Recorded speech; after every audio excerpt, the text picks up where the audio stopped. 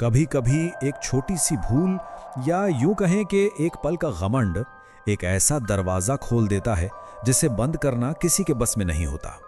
ये कहानी एक ऐसी ही काली रात की है जब एक चौराहे पर हुए अपमान ने न जाने कितनी भटकती आत्माओं को एक ही शरीर में अपना घर बनाने का न्योता दे दिया। तो देखिए, कहानी की शुरुआत होती है एक सदियों पुरानी मान्यता और एक रस्म से।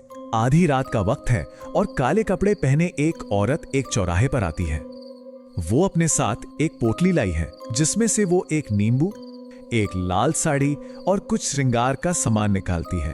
वो वहां एक दिया जलाकर अपनी बला यानी अपने ऊपर मंडरा रहे दुर्भाग्य को वहीं छोड़कर बिना पीछे मुड़े तेजी से चली जाती है। उसके जाने के बस कुछ ही देर बाद एक पार्टी से लौट रहे चार दोस्त हंसी मजाक करते हुए उसी रास्ते पर आ जाते हैं।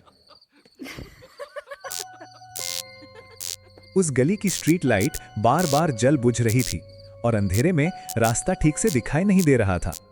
और उसी टिमटिमाती धोखेबाज रोशनी में उनमें से एक, रिया, उसका पैर सीधे उन चीजों पर पड़ जाता है और ठीक उसी पल जैसे कोई इशारा हुआ हो, स्ट्रीट लाइट का टिमटिमाना बंद हो जाता है और एक तेज साफ रोशनी में सब कुछ दिखने लगता है।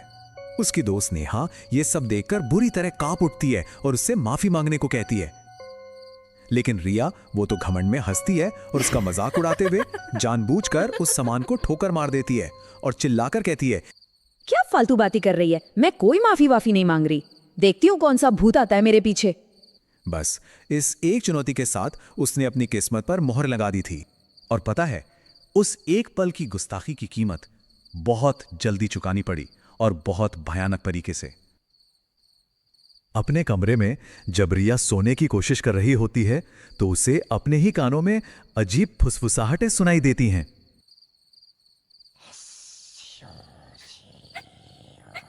और किसी के बहुत धीरे धीरे सिसकने की आवाज जो उसी के कमरे से आ रही थी। और जब उसने डर के मारे ऊपर देखा तो उसकी रूह कांप गई। छत के पंखे पर लाल साड़ी पहने एक औरत बैठी थी जिसका चेहरा बुरी तरह जला हुआ था। इससे पहले कि रिया की चीख निकल पाती, वो साया बिजली की रफ्तार से उस पर झपट पड़ा। अगली सुबह जैसे ही उसके माता पिता घर से गए, उसका बर्ताव एकदम बदल गया। वो घंटों तक आईने में खुद को एक बहुत ही डरावनी मुस्कान के साथ घूरती रही, फिर पागलों की तरह मेकअप अपने पूरे चेहरे पर पोत लिया और एक भयानक हंसी के साथ जमीन पर गिरकर बेहोश हो गई। लेकिन ये तो बस एक शुरुआत थी। अब जो होने वाला था वो किसी एक आत्मा के कब्जे से कहीं कहीं ज्यादा खौफनाक था।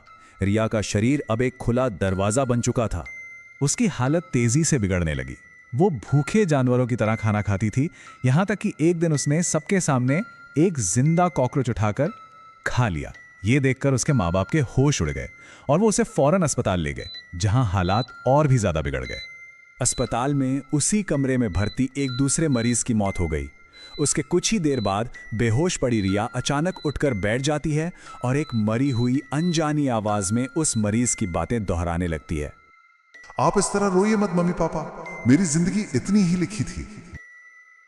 अब यह बिल्कुल साफ था कि रिया के शरीर पर उसका अपना कोई काबू नहीं था। घर वापस आने पर असली खौफ सामने आया। रिया चीखने लगी कि उसे कमरे में अनगिनत साए दिख रहे हैं, जिसमें उसकी एक दोस्त भी थी जो कुछ साल पहले मर चुकी थी। वो सारे के सारे साए उसकी तरफ बढ़ रहे थे और एक एक करके उसके शरीर में समाते जा रहे थे।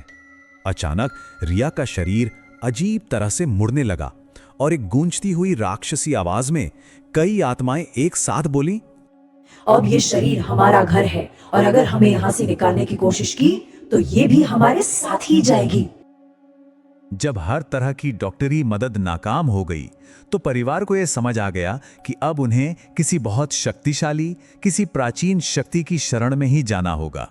एक तांत्रिक को बुलाया गया जो आत्माओं और प्रेतों की दुनिया को समझते थे, लेकिन वो भी रिया के कमरे के दरवाजे पर ही ठिठक कर रुक गए।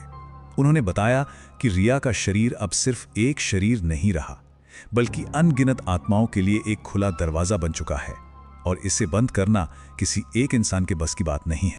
उन्होंने बताया कि अब एक ही उम्मीद है, महायज्ञ, एक ऐसा महान अनुष्ठान जिसे करने की शक्ति सिर्फ 51 अघोरियों की मिलीजुली ऊर्जा में है।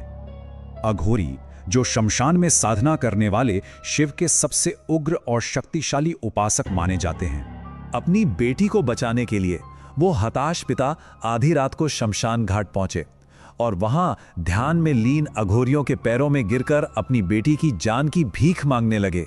बाबा, मेरी बेटी की जान बचा लो, मैं आपसे उसकी जान की भीख मांगता हूं। और बस यहीं से उस आत्मा के लिए एक ऐसी आध्यात्मिक लड़ाई शुरू होने वाली थी जो हमेशा के लिए खो जाने की कगार पर पहुंच चुकी थी। सुबह होते ही वो 51 अघोरी घर पहुंचे और एक विशाल हवन कुंड के चारों ओर बैठकर महायज्ञ शुरू किया। उनके शक्तिशाली मंत्रों की गूंज के साथ ही रिया बीच में जमीन पर बुरी तरह छटपटाने और चीखने लगी। कहते हैं हर एक मंत्र के साथ एक आत्मा दर्द से चीखते हुए उसके शरीर को छोड़ने पर मजबूर हो रही थी। पूरे 5 घंटों के बाद जब आखिरी आत्मा को भी जबरदस्ती बाहर निकाल दिया गया तो रिया का शरीर एकदम शांत होकर जमीन पर गिर पड़ा। वो आजाद थी। अघोरियों ने उसकी आत्मा में खुले उस दरवाजे को हमेशा हमेशा के लिए बंद कर दिया और उसकी कलाई पर एक रक्षा सूत्र बांध दिया। ये कहानी एक बहुत पुरानी और कठोर चेतावनी की तरह है जो कई संस्कृतियों में मानी जाती है। चौराहों पर रखी चीजों से हमेशा सावधान रहना चाहिए। कोई नहीं जानता कि उनके साथ कौन सी ऊर्जाएं जुड़ी हैं, और एक पल का अनादर एक ऐसा दरवाजा खोल सकता है जिसे शायद आप कभी बंद ना कर पाएं।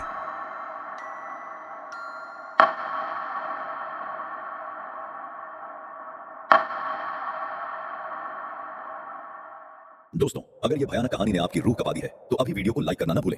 और हाँ, इस डरावनी दुनिया को अपने दोस्तों तक पहुंचाने के लिए शेयर जरूर करें। लेकिन रुकिए, क्या आपके पास भी कोई ऐसी अनसुलझी रहस्यमयी कहानी है, कोई भूत या अनुभव जो रोंगटे खड़े कर दे? हमें कमेंट्स में अपनी स्टोरी शेयर करें। हम आपकी सबसे डरावनी कहानियों को अगली वीडियो में फीचर करेंगे। तो जल्दी से कमेंट बॉक्स में अपनी स्टोरी लिखें, लाइक करें, शेयर करें और सब्सक्राइब करना ना भूलें। मिस्टीरियस स्पॉट पर मिलते हैं अगली भयानक रात को।